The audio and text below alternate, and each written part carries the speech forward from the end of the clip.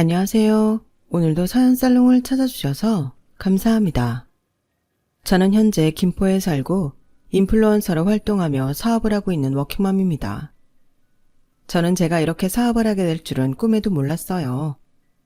그런데 벌써 사업을 시작한 지도 언 7년이 넘어가고 있는데 새삼 떠오르는 한 사람이 있어 이렇게 사연을 신청하게 되었어요. 미리부터 고백하자면 저는 현재 시어머니와 의절한 상태입니다. 살면서 시어머니 때문에 너무 힘들었거든요. 늘 명랑하고 밝았던 저였는데 시어머니 때문에 우울증에 걸려 병원까지 다녔으니 그 고통은 이루 말할 수 없었죠. 그래서 이혼까지 생각했고 당장 살기 위해 오피스텔까지 얻어 나갔던 저였는데 남편이 자기는 절대 저와 이혼해서 살 수 없다며 이혼만 하지 않으면 제가 원하는 대로 다 들어주겠다고 해서 시어머니와 의절하는 조건으로 아직까지 남편과 잘 살고 있어요. 사실 남편과 저는 사이가 무척 좋거든요. 대학 동기로 만나 캠퍼스 커플로 시작해 거진 10년의 연애를 하고 결혼까지 한 사이였어요. 솔직히 남편이 대학 때부터 저를 많이 좋아했었죠. 그에 반면 저는 튕기기도 엄청 튕겼는데 저 역시도 남편의 한결같은 순애보에 반하고 말았어요. 어디 가서 이렇게 나를 좋아하는 사람을 만날 수 있을까? 뭐 그런 생각을 하게 된 거죠. 그리고 제 마음이 열리자 저희 둘은 하늘 아래 그렇게 죽이 잘 맞을 수가 없었는데요. 그러니 저희 둘의 결혼은 당연한 일이었어요. 연애 횟수가 늘어갈 때마다 국수 언제 먹여줄 거야? 날 안 잡아? 같은 질문을 수도 없이 받았는데 어느 순간 둘이 동시에 이젠 결혼해야겠다라는 생각을 했죠. 그런데요, 제가 딱 한 가지 관과한 게 있었으니 그건 바로 시어머니였는데요. 사실 저도 남편도 아빠가 일찍 돌아가셔서 홀엄마 밑에서 자랐거든요. 외동인 것도 똑같았죠. 장기간 연애를 하면서 실제로 몇 번 뵙기도 했었고 그렇게 까탈스럽거나 별나 보이지 않으셨는데 막상 결혼을 하니 어이쿠 제가 제대로 상대를 만났더라고요. 얘, 밥은 항상 남편 밥을 제일 먼저 퍼라. 네가 집안의 가장을 잘 대접해야 네 남편이 밖에서도 대접받는 거야. 그리고 빨래도 남편 건 다른 빨래랑 섞이지 않게 따로 하고 속옷부터 양말까지 꼭 다려서 반듯하게 개서 넣어야 한다. 네? 어머니, 세상에 그런 법이 어딨어요. 그럼 제가 남편 대접하면 저는요? 저는 뭐 남편 대접하는 아랫사람인가요? 남녀가 평등해진 지가 언젠데 우리 어머니는 아직도 혼자 조선시대에 사시나 봐요. 뭐야? 시어머니는 제 말에 얼굴이 순식간에 울그락불그락 일그러지셨어요. 그리고 저도 할 말은 다 해야 하는 성격이라 시어머니가 아무리 잔소리를 하셔도 한쪽 귀로 듣고 그냥 흘려버렸는데요. 그러자 자기는 결혼 전까지 당신 아들한테 그렇게 대접하고 키웠다며 저를 늘 못마땅해 하셨어요. 넌 정말 누굴 닮아서 그러는 거니? 사부인은 보니까 참해 보이더만 너는 왜 그렇게 드세고 고분고분한 맛이 없어? 시애미가 그렇게 하라고 하면 그냥 따르면 될 것이지. 어머니, 아무리 어머님이 결혼 전에 그이한테 그렇게 하셨다고 해도 이젠 결혼했으니까 제 소관이에요. 저는 남자도 여자도 가정에서는 니일 내일 없이 공동의 영역이라고 생각하는 걸요. 그리고 앞으로 아이가 태어나도 육아도 똑같이 나눠서 할 거예요. 만약에 그이가 싫다고 하면 저도 아이는 낳지 않을 생각이고요. 뭐야? 네가 지금 제정신이니? 남의 집에 시집을 와서 뭐? 육아를 똑같이 안 하면 애를 안 낳겠다고? 넌 그럼 내 집에 왜 시집을 온 거야? 그야 그 일을 사랑해서 결혼했죠. 설마 제가 살림하고 애 낳으려고 결혼했겠어요? 어머니, 세상이 변했어요. 그이도 제 생각에 동의했고요. 시어머니는 제 말에 거의 뒤로 넘어갈 듯 뒷목까지 잡으시고 어디서 이런 게 자기 집에 들어왔냐고 뭐라 기분 나쁜 말을 하더니 그대로 저희 신혼집을 나가셨어요. 마음 같아서는 다시는 저희 집에 오시지 않았으면 했죠. 그만큼 저와 시어머니는 하나부터 10까지 맞는 게 없었거든요. 그리고 참 생각하면 생각할수록 기분이 나쁜 게 사고방식은 옛날 고리짝 사고방식을 갖고 있으면서 요즘은 여자도 집에서 살림만 하면 안 된다. 나가서 남들처럼 똑같이 벌어서 집안에 보탬이 돼야지. 그러니까 너는 행여 애를 낳더라도 직장 그만둘 생각은 일절 하지 마라. 애는 낳아놓으면 지가 알아서 커. 이렇게 또 시대에 운운하며 여자도 밖에 나가 돈을 벌어야 한다고 하는데 붙은 정도 없었지만 없던 정도 떨어졌어요. 세상에 어떤 며느리가 저런 시어머니와 잘 지낼 수 있겠냐고요. 그러면서 시어머니는 밖에서는 세상 당신 같은 시어머니가 없다는 듯 거짓 자랑을 하고 다니시는 것 같았는데 그래서 더 가까이 지내기가 싫었던 것 같네요. 그런데 남편은 내가 전에도 한번 말했잖아. 우리 외가가 워낙 가부장적인 분위기였다고. 외할머니가 아들이랑 딸이랑 그렇게 차별하면서 당연하다고 그러셨나 보더라고. 우리 엄마도 평생 그렇게 살았으니 이제 와서 그 사고방식을 고칠 수는 없겠지. 그냥 자기가 어느 정도는 이해하고 넘어가 주라. 라고 말했는데 이건 저한테 있어서 이해하고 말고의 문제가 아니잖아요.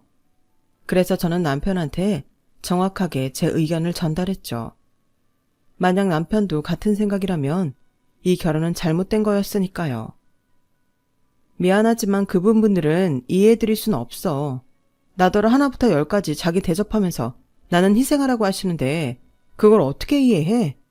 결혼 전부터 말했지만 나는 결혼이 우리 두 사람이 서로 배려하고 노력해야 한다고 생각해. 그게 안 될 것 같았음 애당초 결혼을 하지 말았어야지. 왜 남의 집 귀한 딸을 데려다가 자기네 몸종을 만드는데? 설마 우리 엄마가 시집가서 그렇게 살라고 혼자 어렵게 나 대학 공부까지 시켰다고 생각하는 거야? 그야 당연히 아니지. 그렇게 살라고 하지도 않고 그냥 우리 엄마가 뭐라고 해도 심각하게 받아들이지만 않았으면 해서 하는 말이었어. 나도 자기랑 같은 생각이야. 그러지 않았음 당연히 결혼 안 했지. 몰라. 이해해드리고 싶은 마음도 없지만 그냥 넘기기도 쉽진 않을 것 같아. 어쩔 수 없어. 그냥 계속 부딪히고 서로가 다르다는 걸 인정할 수밖에 없을 것 같아. 지금은 힘들어도 시간이 지나면서 어느 정도 포기하는 부분이 생기겠지. 저는 정말 그렇게 생각했어요. 결혼 초에야 당신도 욕심과 바라는 것들이 있으니 그러실 수도 있겠지만 점차 소용없다는 걸 깨닫고 저나 시어머니나 서로 포기할 부분은 포기하면서 서로 맞춰가게 될 거라고 생각했는데 이건 뭐 파도 끝이 없더군요. 저는 앞서 말했듯 처음부터 사업을 하던 사람이 아니었어요. 남편처럼 직장에 다니고 있었죠. 연봉도 남편이랑 비슷했어요. 회사는 달랐지만 같은 시기에 입사를 했으니까 사회생활 시작도 비슷했는데 시어머니는 계속 제가 남편보다 능력이나 벌이가 못하는 것처럼 저를 대하시더라고요. 그렇게 저희 시어머니는 오로지 당신 아들이 세상에서 가장 잘난 줄 아는 아들 바보셨어요. 그리고 저는 그게 또 엄청 싫었죠. 시어머님이 당신 아들 좋아서 당신 아들 위해주는 건 상관없지만 당신 아들을 추켜 세우기 위해 저를 깎아내리는 건 제가 용납이 되지 않았거든요. 시댁은 저희 신혼집과 같은 동네였어요. 정말 최악이었죠. 제 딴에는 친정은 서울과 워낙 거리가 있었기에 이왕이면 서울에 계시는 시어머님 동네로 집을 구했어요. 제가 착해서 그랬다기보다 제 회사가 차로 20분이면 가는 거리라 겸사겸사 괜찮겠다고 생각해서 고른 집이었어요. 물론 시어머니는 저희가 한 동네에 산다는 거에 엄청 좋아하셨어요. 남편도 내심 그런 자기 어머니를 보고 좋았겠죠. 하지만 결혼한 지 한 달도 되지 않아서 제 무덤을 제가 팠다는 사실을 깨달았고 그나마 다행인 건 그 집이 매매가 아니라 2년짜리 전세였다는 건데 저는 무조건 2년 뒤에는 제 회사가 1시간이 넘게 걸린다고 해도 시댁과 최대한 떨어진 동네로 이사 가겠다고 다짐하고 또 다짐했는데요. 그 2년이 왜 그리도 긴지 저는 직장인이라면 다들 좋아한다는 주말이 반갑지 않았어요. 걸핏하면 시어머님이 뭐가 그렇게 하고 싶고 가고 싶은 곳이 많으신지 저희를 부르셨거든요. 게다가 제가 너무 힘들어 못 간다고 하면 당신이 저희 집에 오셔서 도무지 가실 생각은 하지 않으시는데 쉬어도 쉬는 것 같지 않았어요. 그래서 어느 순간부터는 포기하고 주말마다 시댁에 가게 됐죠. 시어머님이 저희 집에 오시면 집안이 왜 이렇게 어수선하냐, 남편 물건을 왜 여기에 이렇게 두냐, 식의 잔소리 폭탄이 떨어지니 아예 그 편이 나았어요. 돌이켜보면 시어머니는 단 한순간도 저를 곱게 봐주신 적이 없었던 것 같네요. 당신 아들 뺏어간 젊은 년이라고 생각하시는 건지, 제가 남편 옷을 사면 우리 애는 이런 디자인 안 좋아하는데? 다음부터는 너 혼자 결정하지 말고 나한테 물어봐라. 아무래도 너보다는 내가 내 아들 취향을 더 잘 알지. 이런 말을 하시는데 솔직히 소름 끼쳤어요. 그뿐만이 아니었어요. 세상에서 제일 치사한 게 먹는 거 가지고 차별하는 거잖아요. 저희 시어머니는 상을 차려도 고기 반찬들은 전부 남편 쪽으로 몰아주고 저한테는 김치와 나물 반찬만 몰아주시는데 한 번은 소고기 묵국에 제 국에 소고기가 단 한 점도 없더라고요. 그때는 솔직히 유치하지만 서럽기까지 했어요. 그래서 어머니, 제 국에는 고기가 하나도 없어요. 어머니 일부러 그러신 건 아니죠? 제가 국 다시 퍼서 먹을게요. 하고 냄비에 있는 고기를 전부 쓸어온 적도 있었는데 그때 시어머님이 어찌나 눈빛으로 사람을 무섭게 쳐다보시는지 그날 저녁 급체해서 밤새 식은땀까지 흘리며 그야말로 개고생을 했어요. 물론 남편도 이 사실을 모르는 게 아니었죠. 그래서 가운데서 자기 혼자 끙끙거리는 날이 많았는데 그러면 그럴수록 시어머님은 저만 잡으시라고 하셨어요. 제가 당신 아들 바가지를 긁어 그런다고 생각하셨으니까요. 저는 정말 제가 결혼해서 이런 시집살이를 하게 될 줄은 꿈에도 몰랐어요. 상견례를 생각하면 더 어이가 없죠. 제가 결혼하면 이렇게 하실 거였으면서 상견례 자리에서는 내내 온화한 미소로 일관하던 시어머니셨거든요. 한마디로 속은 기분만 들었어요. 시어머님이 저런 구시대적 사람인 줄 알았다면 아무리 남편을 사랑해도 이 결혼을 하지 않았겠죠. 그러나 이미 물은 엎어졌고 다행히 남편은 결혼 전이나 후나 저를 아끼고 사랑해주니 그걸로 당장은 위안을 삼았는데요. 결국 터질 것이 터지고 말았어요. 제가 결혼하고 1년 만에 임신을 했거든요. 저는 임신하면 그렇게 몸이 힘든 줄 몰랐어요. 제가 워낙 예민한 부분도 있긴 한데 생각보다 빨리 시작된 입덧이 저를 너무 힘들게 하더군요. 들어보니 아무리 입덧이 심해도 괜찮은 음식이 몇 가지는 있다고 하던데 저는 정말 음식을 전혀 먹을 수 없었어요. 물조차 넘기는 게 힘들었으니 말이에요. 그러니 산부인과에서도 저나 태아도 위험할 수 있다고 입덧을 가라앉히는 약을 처방해 주었는데 그것도 큰 효과는 보지 못했어요. 겨우 생명 유지할 수 있을 정도만 먹고 살았죠. 그래서 남들은 임신 기간에 살이 찐다고 하는데 저는 오히려 빠지는 기이한 일을 겪게 되었고 친정엄마는 물론이고 남편까지 제 걱정을 하느라 마음고생이 이만저만이 아니었는데 딱 한 사람, 시어머니만 저를 별스럽게 보셨어요. 누구네 안 가져봤나? 남들 다 하는 임신 가지고 왜 너만 그렇게 유별을 떠는 거야? 너 때문에 우리 아들 눈치 보느라 밥도 제대로 못 먹잖아. 아들, 너라도 잘 먹어야지. 네가 임신한 것도 아닌데 왜 너까지 음식을 못 먹고 그래? 엄마 속상하게. 엄마, 아무리 그래도 내가 어떻게 그래? 하영이 혼자 저렇게 고생하는데 나만 잘 먹고 다니라고? 아무리 엄마가 딸이 없고 시어머니라고 해도 이건 아니다. 뭐? 엄마는 그냥 우리 아들이 너무 걱정되니까 그러지. 괜히 남자가 여자 눈치나 보면 못 쓰는 거야. 그러지 말고 요 앞에 고깃집 새로 생겼던데 우리 나가서 소고기라도 먹고 들어오자. 쟤는 음식 냄새 맡는 것도 힘들다잖아. 그러면 오히려 그게 서로한테 좋지? 엄마, 나는 됐으니까 엄마나 가서 실컷 드셔. 엄마가 그러니까 하영이가 더 힘들어하잖아. 앞으로는 하영이 챙기는 거 아니면 우리 집에도 오지 마. 엄마가 자꾸 잊어버리는 것 같은데 엄마 아들 장가 갔어. 그러면 엄마도 예전이랑 달라져야지. 시어머니는 남편의 말에 서운한 얼굴을 하고는 이래서 힘들게 아들 키워봤자 소용없다고 하는 거네. 지 마누라 치맛자락에 쌓여서 이젠 지 엄마 집에도 오지 말라고 하고. 아우, 내 팔자야. 내가 서러워서 여기 다시는 안 온다. 라고 거의 울먹이며 말씀하시고는 팽하니 댁으로 돌아가셨어요. 그 모습을 보는데 어찌나 속에서 열불이 치솟는지, 그렇게 아들만 챙길 거면 왜 장가를 보내신 건가 따지고 싶었어요. 그리고 저는 점점 상태가 나빠져 하혈도 빈번해지고 몸이 힘들어 어쩔 수 없이 회사에 휴직계를 내고 입퇴원을 반복해야만 했는데요. 그렇게 제가 노력했음에도 불구하고 아이는 허망하게 유산이 되고 말았어요. 정말 충격이었죠. 그게 제가 임신 7개월이 조금 못 되었을 때인데 아이가 이미 뱃속에서 많이 자란 터라 다른 임산부들과 똑같이 수술을 받아야 했어요. 다른 임산부들은 아이를 만나러 들어가는 수술실을, 저는 아이와 이별을 하러 들어가야 했던 거죠. 그리고 아이를 잃은 슬픔과 원망은 모두 한 사람을 향했는데요. 왜 아니겠어요? 저는 모든 화살을 시어머니한테로 돌렸죠.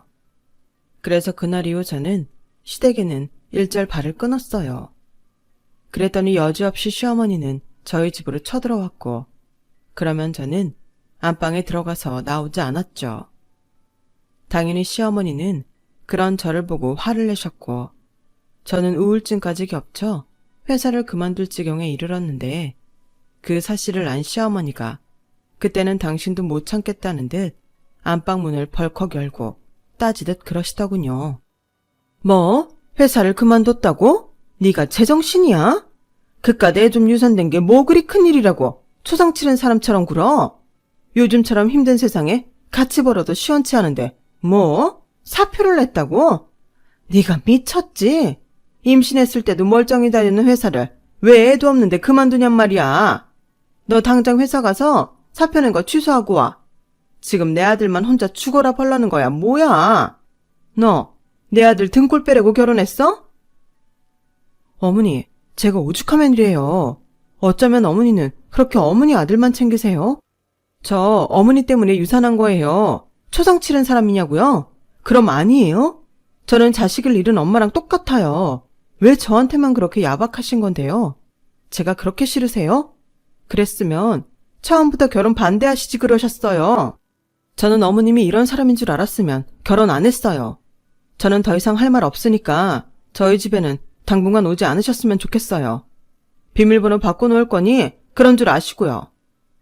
뭐야? 시어머니는 제가 불같이 화를 내자 제 귀에 눌려서 그 이상 아무 말도 하지 못하셨어요. 그런데 그게 끝내 분하긴 했는지 안방에서 있는 제가 다 들릴 정도로 저희 집 거실에서 남편에게 울며 전화를 하시더군요. 아들, 내가 지금 무슨 취급을 받은 줄 알아? 저게 나더러 다시는 네 집에 오지 말란다. 애가 유산하더니 머리가 어떻게 됐나 봐. 지가 몸 관리 못해서 애가 떨어진 걸 나 때문이라고 나보고 나가 죽으랜다. 내가 홀시어머니라고 나를 무시하는 거지. 이렇게 살 바에는 엄마는 그냥 네 아버지 따라 죽을란다. 참 가지가지 한다고. 급기야 시어머니는 남편한테 거짓말까지 하시면서 저를 나쁜 년으로 만드셨어요. 그때 결심했죠. 이런 집구석과 더는 엮이고 싶지 않다고요. 그래서 이혼을 결심했어요. 그렇게 결심이 서니 더는 그 집에 있을 이유가 없을 것 같았고 저는 짐을 싸서 곧장 친정으로 향했는데요. 그 모습을 보고도 시어머니는 눈에서 레이저만 쏠 뿐 저를 말리지 않으셨어요. 그래서 친정으로 향하는 차에서 남편에게 말했죠. 우리 이혼해. 나는 더 이상 당신 어머니랑 한 가족으로 살 수 없을 것 같아. 뭐? 자기야, 진정해. 우리 엄마랑 또 무슨 일 있었어? 아까 전화가 오긴 했는데. 자기도 어머니 말 믿어? 그러면 뭐 어쩔 수 없고. 나 지금 엄마 집으로 가고 있어. 빠른 시일 내로 이혼서를 보낼 테니까 자기도 준비해. 하영아, 이혼이라니. 나는 싫어. 내가 너 없이 어떻게 살아. 그러지 말고 우리 만나서 얘기하자. 나 우리 엄마 말 하나도 믿지 않아. 하영아, 제발 그러지 마. 응? 저는 전화로 애원하는 남편을 뒤로하고 제 할 말만 하고 전화를 끊어버렸어요. 그리고 친정에 도착해 친정 엄마에게도 제 결심을 이야기했는데요. 처음엔 말리던 엄마도 제가 그동안 시어머니한테 어떻게 시집살이를 당했는지 이야기하자 그때는 저희 엄마도 열이 올라서 저한테 이혼하라고 하더군요. 그리고 그날 저녁 남편이 퇴근 후 곧장 저희 친정으로 왔어요. 당연히 저희 엄마한테 된통 혼이 났죠. 자네는 내 딸이랑 왜 결혼했나? 자네는 자네 모친 성격을 알았지 않나? 사람이 비겁하게 어쩌면 가운데서 그래. 당장 이혼해. 나도 그런 집구석에 더는 내 딸 힘들게 두고 싶지 않네. 이렇게요. 당연히 남편은 아무 말도 하지 못했어요.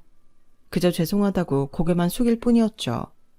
그리고 때마침 시어머니한테 전화가 걸려왔는데요. 참 사람이 왜 그런 건지 시어머니는 제가 집을 나간 게 아무렇지도 않은 듯 보였어요. 아들, 아직 퇴근 안 했어? 오늘 리처도 없고 해서 엄마가 모처럼 저녁상 차렸는데 우리 아들 언제 와? 언제 오냐고? 엄마, 내가 지금 엄마 때문에 무슨 꼴을 당하고 있는 줄 알아? 엄마는 내가 결혼해서 잘 살길 바라는 게 아니야? 엄마도 내가 이혼했으면 좋겠어. 얘가 왜 이래? 왜? 걔가 너한테 이혼하자고 하든 그것도 나 때문이래? 걔 진짜 안 되겠다. 애까지 유산해놓고 그럼 죄인처럼 코 박고 고분고분 있을 것이지? 지가 적반하장으로 이혼을 하자고 했다고? 그래, 그냥 확 이혼해라. 걔 회사도 관뒀다며.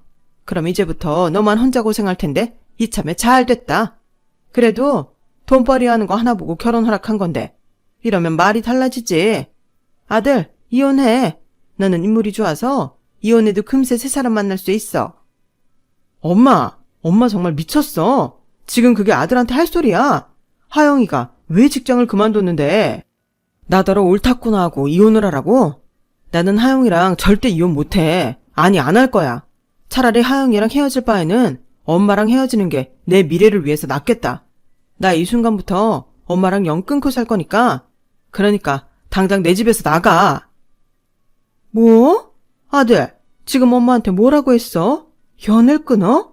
고작 그년 하나 때문에 천륜을 끊자고? 정신 차려. 아무래도 네가 걔한테 단단히 홀린 모양이다. 내 아들이 어쩌다가 이렇게 된 거야? 저는 또렷하게 들리는 핸드폰 너머 시어머니 목소리에 손이 부들부들 떨렸어요. 그리고 그걸 남편 옆에서 다 들은 친정엄마도 더는 참기 어려웠는지 남편의 전화를 확 뺏어서 이렇게 화를 내셨어요. 이보세요. 아니 남의 딸한테 지금 년이라고 하셨습니까? 어디다 대고 년이래요. 그리고 그쪽이 뭔데 내 딸을 시집살이 시켜요? 세상에 우울증? 내가 당신 가만 안 둘 거야. 알아? 그때는 또 희한하게도 시어머니는 저희 엄마가 의식이 되긴 하는지 쥐죽은 듯 조용하셨는데 정말 그 속을 알 수가 없었어요. 하지만 이미 남이 되기로 결정한 이상 더는 관심도 없었고 남편한테 우리는 가망이 없다고 하루라도 빨리 서류 정리하자고 했는데요. 그날 이후 남편은 거의 알아눕다시피 하며 회사도 못 나가는 지경에 이르렀어요. 제가 계속 친정에 있을 수 없어서 월세로 오피스텔을 구해 들어갔는데 그 사실을 알고는 더 힘들어했다고 하더라고요. 하지만 남편은 저를 포기할 수는 없었나 봐요. 매일 찾아오고 제가 밥이라도 굶고 있을까봐 자기는 먹지도 못하고 있으면서 매일 제가 좋아하는 것들을 사오는데 저도 정이 완전히 떨어지진 않아서 그런지 그게 짠하게 느껴졌어요. 보통은 그러면 그것도 꼴 보기 싫다고 하던데 저는 그렇지 않더라고요. 오히려 하루하루 야유여만 가는 남편을 보니 마음이 아팠어요. 제가 그때 우울증 약까지 먹고 있는 중이라 제 심리 상태도 온전하지 않았고요. 그래서 저는 결국 남편의 마음을 받아주기로 했고 대신 시어머님과는 특별한 일이 아닌 이상 보지 않게 해달라고 남편과 약속을 했는데요. 저희는 일단 계약 기간이 남았음에도 이사를 강행했어요. 시어머니와 떨어져 지내는 게 급선무라고 남편이 생각한 거였죠. 그리고 저는 심리치료까지 받으며 정신건강을 회복하려 무진장 애를 썼고 매일매일 요가부터 시작해 PT까지 운동에 열을 올리며 하루를 꽉 차게 살았는데요. 그 노력 덕인지 제 안에서 조금씩 긍정적인 효과가 나타나기 시작했어요. 일단 이사를 한 것이 가장 큰 치료였다고 생각해요. 그리고 남편과는 더욱 돈독해졌는데 제가 아무리 시어머니를 싫어해도 남편까지 자기 부모를 못 보게 하는 건 아닌 것 같아 남편만 2주에 한 번씩 시댁에 보냈죠. 그리고 저도 2주에 한 번씩 친정에 가서 친정엄마와 지내다 왔는데 그러다 친정엄마가 먼저 이제 우울증 약도 안 먹는데 계속 이렇게 지낼 거야? 우리 딸 능력 좋은데 너무 아깝다. 뭐 하고 싶은 건 없어? 라고 하셨고 저도 그제야 슬슬 복직을 생각하게 됐어요. 그런데 어쩐지 그동안 해온 회사 생활은 하기 싫었는데요. 아무래도 직장을 다니면 제약이 많으니까 다른 일을 해보고 싶다는 생각이 스물스물 들더라고요. 그래서 남편과 상의한 끝에 남편이 먼저 저에게 사업을 해보면 어떻겠냐고 했어요. 그게 지금의 사업의 시작이었죠. 사실 남편 말을 듣고 처음엔 사업? 내가? 에이 하며 기겁을 했었는데 제가 퇴사 후 너무 아무것도 안 하는 느낌이 싫어서 다양한 소재와 주제로 블로그와 SNS 같은 걸 했었는데 그때 상품 소개글을 부탁하는 업체들이 덜어 있었다는 생각이 문득 들었어요.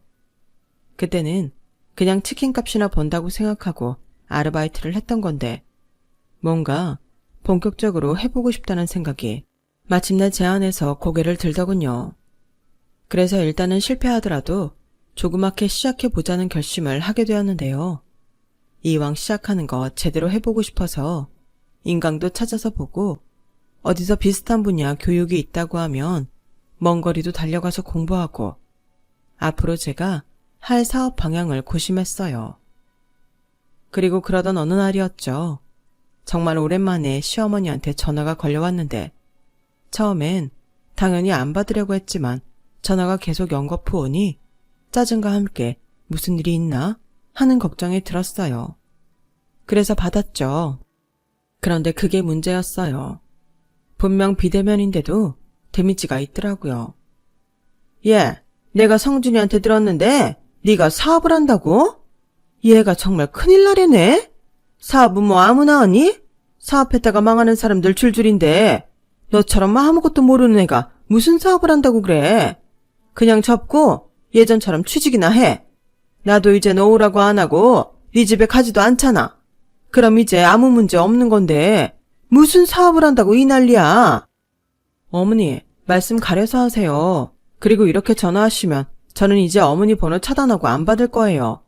사업을 하든 망하든 취직을 하든 제가 알아서 할게요. 어머, 얘 말하는 것 좀 봐. 너는 어쩌면 안 보는 사이에 싸가지가 더 없어졌니? 내 아들이 네 말이면 다 들어주니까 네가 아주 눈에 뵈는 게 없구나. 어디서 남의 아들 등에 빨대를 꽂으려고 들어. 너 행여 내 아들 돈에 10원 한 장 손대기만 해? 버는 것도 없으면서 니까짓게 무슨 사업을 한다고 설치기를. 네가 사업을 해서 성공하면 내 손에 장을 지진다. 그렇게 하고 싶으면 네 힘으로 네 돈으로 해. 알바를 하든 어디 가게 가서 설거지를 하든 사업 자금이랍시고 내 아들 돈 쓰지 말라고. 너 내 말 절대 잊지 마. 알겠어? 아휴, 그냥 그때는 이혼하게 뒀어야 했는데 저런 게 뭐가 좋다고? 아, 그리고 이제부터 돈 관리는 각자 해라. 전에는 같이 벌었지만 지금은 아닌데 네가 왜 내 아들 돈을 관리하니? 너는 그때그때 필요한 돈 우리 아들한테 타서 써라. 내 말 무슨 뜻인지 알지? 너 꼭 명심해. 나 그냥 하는 소리 아니다. 네, 명심할게요. 그러니까 어머님도 어머님이 하신 말 꼭 명심하세요. 저 그 이 돈 10원 한 장 안 쓸게요. 저도 그동안 모은 적금이랑 퇴직금 있거든요. 제가 성공하면 어머님 손에 장 지진다고 하셨죠? 그 말 꼭 지키세요. 저는 오래간만이라 그런지 시어머니의 말에 완전히 꼭지가 돌았어요. 그리고 무슨 일이 있어도 남편 돈에는 손대지 않고 꼭 성공해서 시어머니가 손에 장 지지는 꼴을 보고 싶었는데요. 그래서 정말 이를 악물고 사업을 시작했어요. 인스타그램, 유튜브 등 각종 매체를 이용해 영상도 제작하고 상품 마케팅도 하며 세상에 저를 알리기 시작했죠. 그리고 아무래도 살림하는 주부들을 타겟으로 하는 사업이 저랑 잘 맞을 것 같아서 지역 맘카페 등을 서치하며 트렌드와 정보 등을 모았는데 아무래도 그게 제대로 먹혔던 것 같아요. 저는 살림에도 꽤 흥미가 있었거든요. 그래서 협찬받은 것 외에도 내돈내산으로 열심히 제 라이프 스타일을 공유했고, 그러면서 조금씩 제 상품을 자체 제작해 홍보하기 시작했는데 생각보다 반응이 좋았어요. 반응이 좋으니 저도 힘든 줄도 모르고 하루 종일 일을 하고 있더군요. 회사 다닐 때는 그렇게 야근하는 게 싫었는데 제 사업을 하니 자는 시간이 아까웠어요. 그리고 매일매일이 설레더라고요. 물론 크고 작은 문제들도 많았어요. 제작 공장을 찾는 것부터 시작해 배송 문제와 CS 상담 문제까지 생각하지 못했던 것들이 왕왕 터지니 도저히 저 혼자는 안 되겠더라고요. 그래서 경력직 직원들을 뽑기 시작했어요. 저도 현실적인 문제 해결 방법을 배워야 했으니까요. 그렇게 희노애락을 전부 다 느끼며 한 달, 두 달, 세 달이 지났고 1년이 지났을 즈음엔 저는 드디어 어디 가서 사업한다고 말할 수 있을 정도의 짬이 생겼는데 어느새 제 사업장에도 직원이 6명이나 있어서 제법 회사다운 모습을 하고 있었어요. 매일매일이 신기했죠. 그리고 매일매일이 두근거렸어요. 무엇보다 무시당했던 그날의 기억이 지워지지 않아서 정말 피곤하지 않으면 잠자는 시간까지 줄여가며 일에만 매달렸는데 제 일이 제 생활을 매체에 공유하며 진행되다 보니 어느덧 많은 팔로우 사람들과 소통하게 되었죠. 한마디로 팔로우 사람들은 제 고객이자 친구들이나 다름이 없었어요. 단순히 물건을 사고 파는 그런 관계가 아닌 서로의 마음을 보담는 그런 존재가 되어갔죠. 그리고 그 바쁜 와중에 제 뱃속에는 또다시 소중한 생명이 찾아왔는데요. 제가 태어나 그렇게 많은 축하를 받은 건 그때가 처음이었어요. 그리고 이번만큼은 아이를 무사히 지켜내겠다는 제 의지도 남달랐는데요. 그래서 최대한 제가 무리하지 않도록 제 이익이 줄어도 직원도 더 많이 뽑고 스트레스 요인이 될 것 같은 모든 건 사전에 차단해버렸어요. 그러자 남편도 적극 협조했고 시어머니 연락은 제가 일체 받지 않도록 중간 역할을 하기로 했죠.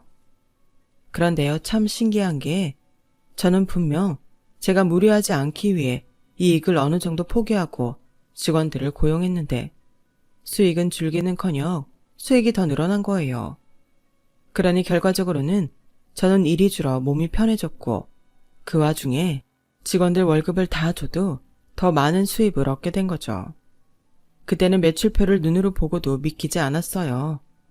그래서 더 여유롭게 몸 관리를 하며 태교에 힘썼고 제 뱃속의 아이가 저에겐 복덩이인지 그 뒤로 제가 하는 모든 일은 신기하리만큼 모든 게 술술 잘 풀렸어요. 그렇게 제 사업이 한번 상승세를 타니 정말 무섭게 크더라고요. 아, 저희 회사 직원들은 대부분 아이 엄마이자 주부들이었는데 그래서 저는 고심 끝에 탄력 근무제를 선택했어요. 왜 여자들이 집안에 무슨 일이 생겨서 회사를 못 나오거나 일찍 퇴근해야 하는 경우가 많잖아요. 그러면 그때마다 눈치도 봐야 하고 그래서 저는 그 점을 자유롭게 본인 스스로 선택할 수 있게 하고 싶었어요.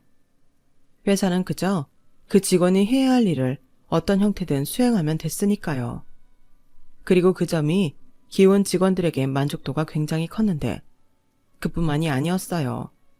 저는 직원 채용에도 또 한 가지 신경 쓸 부분이 있었는데요.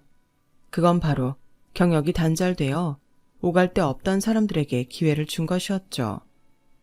지금 생각해보면 그게 저한테는 신의 한 수였던 것 같아요.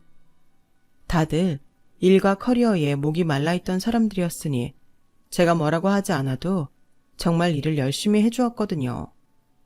그리고 조금 늦게 아이를 갖게 된 저를 결혼 선배이자 육아 선배인 직원들이 정말 많이 도와줬고 어떨 때는 남편보다도 더 의지가 됐는데 그래서인지 고맙게도 막달에는 거의 회사에 나가지 못했는데도 회사는 알아서 잘 굴러갔어요. 그리하여 저는 이번에는 아이를 무사히 출산할 수 있게 되었고 어여쁜 딸아이를 품에 안았는데요. 어찌나 눈물이 나든지 그 작고 여린 아이를 안고 어찌할 바를 몰라 했네요. 어깨가 무거워진다는 걸 그때 처음 알았어요. 이 아이를 위해서라면 어떤 일도 할 수 있겠더라고요. 그리고 남편도 원하는 딸을 갖게 되어 너무 좋아했는데 딱 한 사람, 시어머니만 아들이 아니라며 이번에도 입이 대빨 나와 있었는데요. 하지만 그러거나 말거나 저는 무시했어요. 굳이 아들을 낳아야 할 이유도 모르겠고 그저 건강하게 태어나준 딸아이가 고맙고 사랑스러울 뿐이었죠. 그렇게 초보 엄마이자 워킹맘이 된 저는 일과 육아에 정신없이 허둥지둥 할 때가 많았어요. 일하랴 육아하랴 정말 몸을 두 개로 나누고 싶은 심정이었죠. 그러면 주변 사람들은 시어머니에게 도움을 받으면 어떻겠냐고 조언을 하곤 했는데 그건 절대 용납할 수 없었어요. 무조건 싫었으니까요. 그러다 한 번은 남편이 자기가 육아휴직을 써서 집에서 아이를 보고 싶다고 했는데요. 아마도 남편 눈에 제가 엄청 힘들어 보였나 봐요. 그렇다고 제가 싫어하는 시어머니 도움을 받자고는 차마 말할 수 없겠고 그러다 생각해낸 묘책이었죠. 하지만 저는 남편한테 됐다고 했어요. 남편이 그냥 휴직도 아닌 육아휴직을 한다고 하면 그 옛날 사고방식의 시어머님이 가만히 있을 리가 없었으니까요. 그리고 며칠 후 남편한테 제가 아이 때문에 힘들어한다는 말을 들으셨는지 시어머님이 남편 통해서 필요하다면 당신이 아이를 봐주겠다고도 하셨는데 그것도 싫다고 딱 잘라 거절했네요. 시어머니한테 그 어떤 빌미도 주고 싶지 않았거든요. 그때 당시 시어머니는 제가 남편보다 더 많이 벌고 있다는 걸 알고 계셨는데 그래서인지 자기 눈에 거슬려도 저한테 싫은 소리 한 번을 못 하시는 눈치였어요. 아마도 당신이 저한테 한 소리가 걸리셨겠죠. 자기 손에 장을 지져야 했으니까요. 저는 그때 아, 이래서 사람이 성공해야 하나 보다 라는 걸 새삼 깨달았는데 시어머님의 인내심도 그리 길지 못하더군요. 내내 잠자코 있다가 힘드셨는지 시어머님이 저한테 집에 와도 되냐고 전화를 하셨어요. 네? 저희 집에 오신다고요? 왜요? 왜긴 우리 손이 얼마나 컸는지 할미가 보고 싶어서 그렇지. 네가 싫다고 해서 내가 네 집에 못 간 지도 벌써 2년 넘었잖아. 도대체 한가족끼리 언제까지 그럴 셈이야? 언제까지라뇨. 저는 평생 그럴 건데 그 이한테 못 들으셨어요? 저는 어머님 안 보는 조건으로 그이랑 이혼하지 않은 거예요. 그리고 어머님, 제가 로이 낳았을 때 아들 안 낳아서 실망이라고 그렇게 싫은 티를 내셨으면서 이제 와서 왜 이러세요? 아니, 너는 애가 참 속도 좁다. 그야 사람이니까 아쉬울 수도 있지. 그리고 그때는 그때고 지금도 또 아니잖아. 그래도 내 핏줄인데 내가 로이가 보고 싶은 건 당연한 거 아니냐. 그럼 이번 주에 성준이한테 로이만 데리고 내 집에 오라고 해. 너도 겸사겸사 쉬면 좋잖아. 글쎄요, 그건 생각 좀 해볼게요. 저는 그렇게 말하고 전화를 끊었어요. 분명 시어머니 속이 뒤집혔겠죠. 그건 그러거나 말거나 신경 쓰이지 않았는데 다른 게 마음에 걸렸어요. 제 마음 같아서는 제 딸 시어머니께 보여드리고 싶지 않지만 또 남편을 생각하니 그건 그럴 수가 없겠더라고요. 남편이 서운해할 것 같았거든요. 그래서 못 이기는 척 남편한테 딸아이를 맡겼는데 그날 시어머님이 많이 좋으셨는지 웬일로 반찬이며 아이 옷과 장난감을 한가득 사서 남편에게 들려보내신 거 있죠. 그리고 진짜인지 가짜인지는 모르겠으나 저한테 미안한 마음을 갖고 있다며 이제는 저한테 사과하고 앞으로는 저와 잘 지내고 싶다고 하셨다는데 솔직히 그때도 믿지 않았어요. 하지만 저도 한 번은 시어머님을 봐야 할 일이 있긴 했죠. 그래서 남편 생일 겸 밖에서 자리를 한번 만들었는데요. 주차장에서 제가 타는 외제차를 보시고는 시어머니 눈이 휘둥그레지셔서는 저를 붙들고 신나서 이렇게 말씀하셨어요. 야, 이 차 누구 차니? 이게 말로만 듣던 벤츠라는 거지? 이 마크 보니까 딱 알겠다. 어머니, 일찍 오셨네요. 이 차 제 차예요. 예쁘죠? 어머님도 벤츠 아시는구나. 그 있는 로이랑 먼저 식당 안으로 들어갔어요. 로이가 막 잠이 들어서 제가 입구에서 내려줬죠. 그래? 그랬구나. 그나저나 차가 진짜 고급스럽고 좋네. 그럼 우리 아들은 차 뭘로 바꿔줬니? 이거랑 같은 벤츠야? 네, 제가 그이 차를 왜 바꿔줘요? 그이는 원래 타던 차 타고 다니죠. 뭐? 너는 이렇게 비싸고 좋은 차를 타면서 내 아들은 예전 그 구닥다리 차를 계속 탄다고? 아니, 너는 돈도 잘 번다면서 어쩌면 야박하게 그럴 수 있니? 우리 아들도 네 거보다 더 좋은 걸로 바꿔줘라. 에이, 어머님 또 잊으셨구나. 어머님이 그러셨잖아요. 돈 관리는 각자 하고 남편 돈에서는 10원도 쓰지 말라고. 그러면 가만 안 두시겠다고 하셔놓고서. 그래서 저희 돈 각자 관리하고요. 제가 남편 돈 10원 한 장 쓰지 않았듯이 남편한테도 10원 한 장 안 쓰고 있어요. 그래야 공평하죠. 안 그래요? 뭐야? 얘는 내가 그때는 그냥 해본 소리지. 너는 어쩜 그렇게 고지식하게 사람 말을 고지 곧대로 듣니? 그럼 시어머니 말씀을 제가 삐뚤어지게 들어요. 어머님이 저한테 명심하라고 하셨잖아요. 아, 그리고 제가 사업 성공하면 손에 장도 쥐신다고 하셨는데? 너 정말 끝까지 그럴 거야. 그냥 시애미가 노파심해한 소리 가지고? 그리고 부부 사이에 돈 관리를 왜 따로 하니? 부부는 다 공동이야.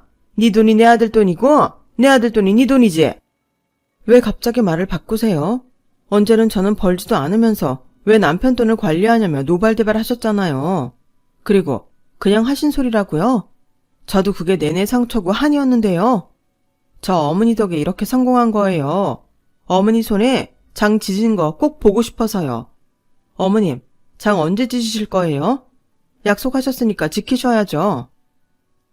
그때 시어머니는 인내심의 한계를 느끼셨는지 주차장이 떠내려갈 듯 소리를 빽 하고 지르셨어요. 저랑 잘 지내고 싶은 마음은 개뿔. 사람 마음 안 변하더라고요. 그 와중에 저보다 더 좋은 차로 바꿔주라고 한 말에 저는 조금 열리려 했던 마음을 다시 굳게 닫아버렸어요. 싫은 건 싫은 거니까요. 그리고 그 자리에서 남편한테 전화해서 저는 같이 밥 먹고 싶지 않다고 자기만 먹고 오라고 말했는데요. 사실 일부러 그런 거예요. 시어머니한테 받은 대로 돌려주고 싶었거든요. 그리고 그 사실을 모르고 신나서 나온 시어머니는 자기 분에 못 이겨 저를 무섭게 노려보셨고 저는 그러거나 말거나 제 차 끌고 다시 주차장을 나가버렸네요. 그랬더니 사이드미러에 시어머님이 발을 동동거리며 성질내는 모습이 보였어요. 순간 코웃음이 나더라고요. 그리고 그날 이후 시어머니 번호는 다시 차단해버렸고 저는 오로지 제 가정과 사업에만 집중하며 더 나은 삶에 한 걸음 더 다가가려 노력하며 살고 있어요. 그 결과 현재 딸아이는 무럭무럭 자라서 유치원에 다니고 있고 지금 제 사업은 자체 개발하는 상품들이 많아서 어느 중소기업 부럽지 않게 벌고 있는데요. 그리고 어머니를 골탕 먹이려고 일부러 남편한테 돈을 쓰지 않았는데 이제는 남편한테 차도 바꿔주고 용돈도 팍팍 주며 기도 살려주고 있어요. 보통 시어머니와 사이가 나쁘면 부부 사이도 멀어지기 마련이라고 하는데 저희 부부가 지금까지 잘 살고 있는 건 전부 남편의 노력 때문이잖아요. 그래서 저는 물질도 제 마음이라고 생각하며 남편한테는 제일 좋은 걸로만 해주려고 하는데요. 착한 남편은 괜찮다고 매번 거절을 해요. 그래도 막상 사주면 아이처럼 참 좋아해요. 그리고 그 모습을 보면 자꾸만 뭐라도 해주고 싶은 마음이 드는데 그런 거 보면 저희는 예전이나 지금이나 죽이 잘 맞는 한 쌍인 듯 싶습니다. 그리고 제가 계속 돈을 곧잘 버니까 시어머니도 은근 뭔가 콩고물이 떨어지길 바라는 듯 남편을 통해 돈 필요하다며 앓는 소리를 하시곤 했는데 제가 미쳤나요? 저는 앞으로도 시어머니한테는 단돈 1원도 쓰지 않을 생각입니다. 시어머니는 제가 당신이랑 당신 아들한테 돈을 쓰지 않는 걸 약올라 하시며 그렇게 남편한테 제 욕을 한대요. 그런 내가 뭐가 좋아서 붙어 사냐고 당장 이혼하라고 입에 개거품을 무셨다는데 그래서 남편도 참다 시어머니 연락을 차단하고 다시는 만나고 싶지 않다고 선전포고했다는데 착한 남편이 오죽하면 그랬을까요? 저는 모든 것이 시어머니의 당신 잘못이라고 생각해요. 혹시 여러분들은 제가 심하다고 생각하시나요? 하지만 저는 다시 예전처럼 시어머니한테 여자라서 희생을 강요받고 당신 아들 하수인 마냥 납작 엎드려 사는 삶은 강요받고 싶지 않아요. 당신도 여자이면서 그렇게 사는 게 당연하다고 믿는 그 조선시대 마인드가 답답하고 안타까울 뿐입니다. 지금 생각해보면 당신 인생도 그게 당연하다고 여기면서 사셨을 거잖아요. 내가 나를 사랑하지 않는데 누가 나를 사랑한다고. 저는 앞으로도 제 딸 때문이라도 씩씩하게 제가 할 수 있는 능력을 모두 펼치며 살아가려 합니다. 부모는 자식의 거울이잖아요. 저는 제 딸이 여자라는 이유로 하대를 받는 일이 없었으면 좋겠어요. 지금도 많이 좋아졌다고 하지만 여자들한테 주어진 역할이 정말 많잖아요. 저도 워킹맘이지만 저는 정말 이 세상의 모든 주부와 엄마들이 위대하다고 생각합니다. 지금도 자기 인생을 두고 무언가 도전하시는 분들이 계시겠죠? 저는 그런 분들께 꼭 이 말을 하고 싶어요. 여러분의 인생은 이제부터가 시작이라고요. 최선을 다한다면 분명 원하는 바를 이루실 수 있을 겁니다. 간절히 바라면 이루어진다고 하잖아요. 여러분들은 꼭 보람과 행복을 느끼실 수 있을 거예요. 지금의 저처럼요. 저는 앞으로도 초심을 잃지 않고 늘 노력하며 살아갈 생각입니다. 더 큰 욕심을 부리기보다 이젠 도움이 필요한 곳에 도움을 줄 수 있는 그런 사람이 되고 싶어요. 그리고 이 자리를 빌어 남편한테도 꼭 고맙다는 말을 전하고 싶어요. 제 사연은 여기서 줄이도록 하겠습니다. 제 사연 끝까지 들어주셔서 대단히 감사해요. 항상 건강하시고 오늘 하루도 즐겁고 행복하게 보내셨으면 좋겠습니다. 그럼 안녕히 계세요. 여러분, 사연 댓글에 응원과 현명한 조언 부탁드려요. 좋아요와 구독은 저에게 큰 힘이 됩니다. 오늘도 좋은 일 가득하세요.